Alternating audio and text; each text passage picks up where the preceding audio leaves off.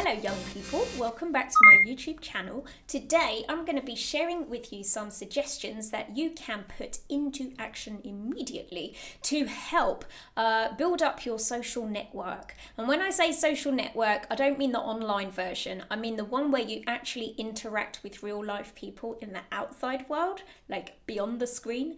I know that some people find it a challenge to either find or keep friends. I think they're two separate issues, so I'm going to touch on the keeping friends thing at another point in the future. Feel free to remind me. There's a strong likelihood I will forget that I ever made this promise. Today we're going to focus on how you can make more friends. Now, the thing is that you have within you a wonderful, brilliant personality. It's just that you might not have quite got into the swing of sharing it with other people yet in such a way that it really influences them.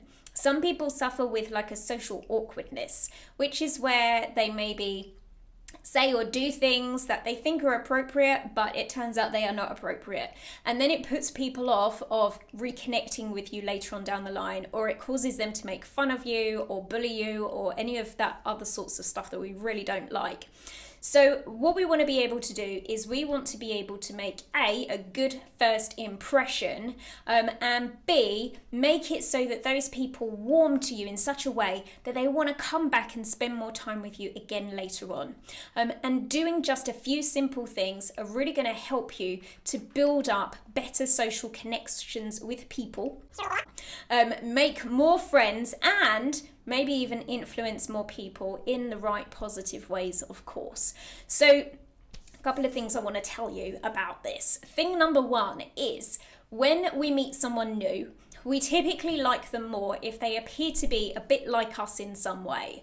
Now, it would be easy to think of all the sort of superficial things, you know, the thing that we see about them. Like if I saw another blonde person, I may favour them because they're blonde too. That's not really how it works. It's on a much deeper, unconscious level than that. So your brain's doing this already, and other people's brains are doing it about you too, and you don't even know that it's happening. So when I say it's happening on an unconscious level, I don't mean that you're like zombified, asleep, kind of unconscious. I mean that it's happening without you having to think about it. That's the kind of unconscious I'm referring to here. So here's what's happening. When we see someone that has some kind of likeness, and I'll tell you what I mean by those sorts of likenesses in just a moment. When we see someone who has a kind of likeness to us, we get a feeling inside that this person is in some way like me.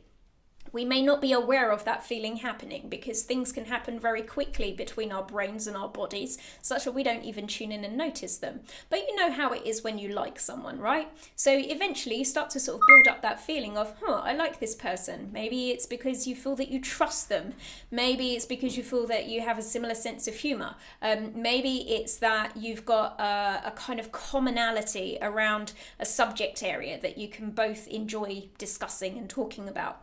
So this is what I mean by the sameness. Now, when we don't know enough about a person yet to be able to create that feeling of sameness with them, there are some simple ways in which we can almost artificially create it, except it's not artificial because it normally happens naturally anyhow.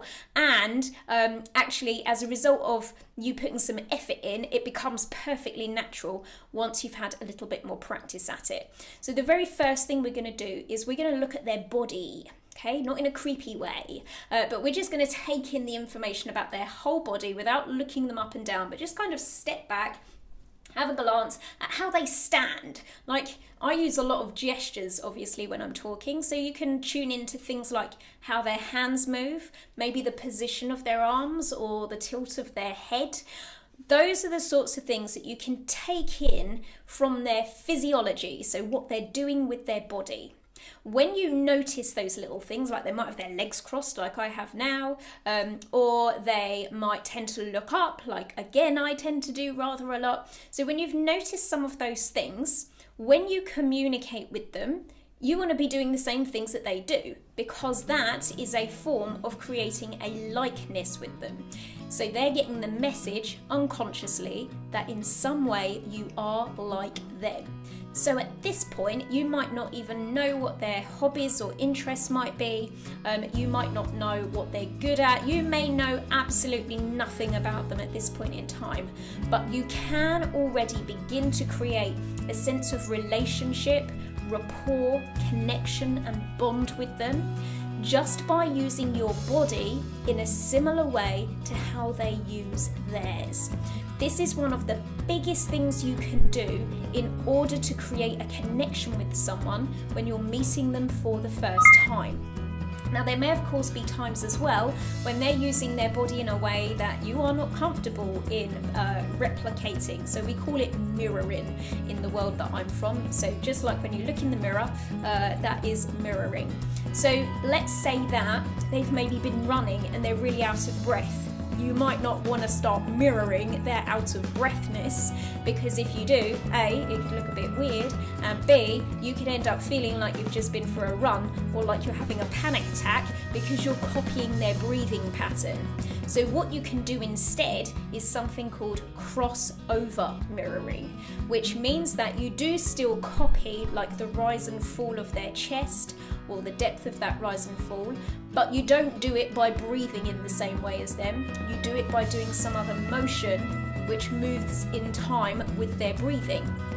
Maybe not your finger like this, but something like lifting your foot up and down, which I know you can't see me doing, or just tapping your hand up and down, something like that, which will give you that kind of tuning in to the pace and rate of their breathing. That's a useful thing to do if they're maybe not in a very good state, or they're kind of doing something a bit unusual that you don't want to directly copy, because it would seem a bit strange. Now, even though, on the most part, we are copying them, we're copying how they're using their body, we sometimes think, oh God, like, are they going to catch me out and go, why are you copying me? Well, the truth is that we're very often so busy thinking about what it is that we're talking about, we don't really realise that other people have slipped into the same posture and are using the same sorts of gestures with their hands that we're using, because we're too busy thinking about our stuff. There's another thing that you can do, and that is just to soften the motions that you use as you copy them. So if they fold their arms, you don't want to instantly fold your arms back as well, because then that's going to be a bit too obvious. But you can do it slowly and gradually and start to fold your arms as well. And then that will make it just a real natural movement for you to have made in response to them folding their arms. As well as matching and mirroring what it is that they do with their body, you can also listen out for the tone of their voice. So for example, if they talk really quietly, you don't want to be responding with a loud booming voice, because those two things are at opposite ends of the scale. And that's going to separate the two of you from that connection that you were forming. You've got to speak at a similar sort of volume, pitch, so whether it's high or low, speed, and tonality to your voice as well. So when we talk about mirroring what they're doing with their body, we also want to be mirroring how it is that they're using their voice as they may be communicating. And then, of course, we've got the words. So the actual words that they say, the subject matter that they talk about. Now, funnily enough, this is the least important thing. Okay, so if you were thinking, oh, but what do I actually say to them?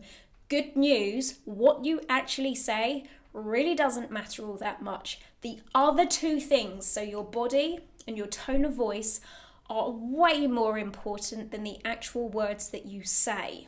So if we have a subject area that they're talking about, of course it's going to help if we stick with that, if we make an effort to understand that.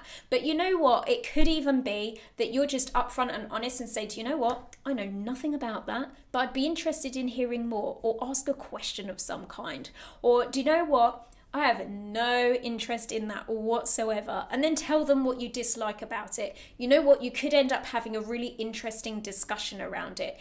Just because you don't agree with someone, it doesn't mean that you can't like them, and even get on well together. Like, some of the best friends that I have are the friends that I have the most disagreements with, and I kind of enjoy that challenge of the conversation that I get to have with them, because I know that they're going to really get me thinking, and really trying to get me to see things from their perspective, which I enjoy. I like having that experience.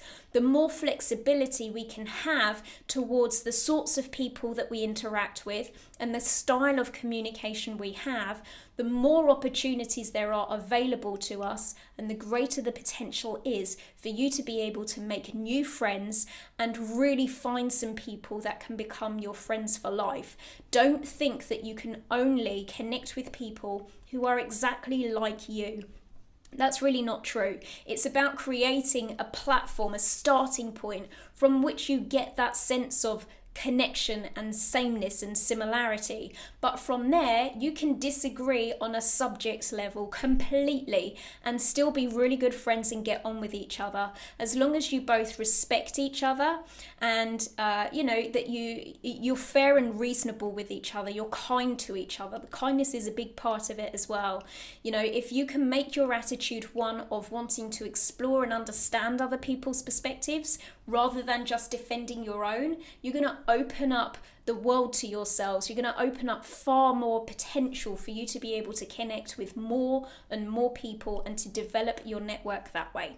So I hope that was all really helpful and interesting for you. If indeed it was, then please do give me a thumbs up on the video, subscribe wherever it is, subscribe to the channel, click the little notifications bell after you've done the subscription, because then that will let you know next time there's another video coming up, and then there's all the other social media bump where you can connect with us too. I will see you on the next one. Thanks for tuning in, and goodbye for now.